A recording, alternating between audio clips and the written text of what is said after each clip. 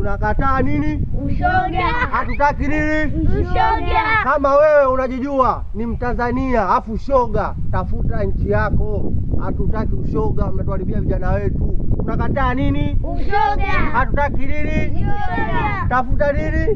Nchi yako. Tafuta nchi yako kuishi. Sisi hatutaki mashoga.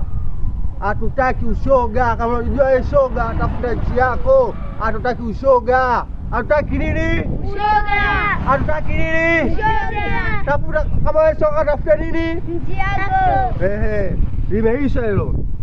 Kama jamani nisikilizeni. Unaona wadogo wanasema nini? Hatutaki ushoga. Sasa naomba kila mtu anayesikiliza video hii basi ashare, alike, acomment, ifike Tanzania mzima, ili mradi tupinge ili swala la ushoga lisiwepo Tanzania yetu. Maana ushoga sasa hivi unasambaa mno.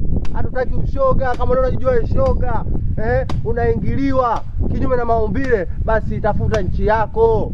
Maana sasa hivi Tanzania yetu hii mambo yamejaa, laana kubwa zinafanyika. Mwenyezi Mungu anatupa laana kwa sababu mambo ya ushoga.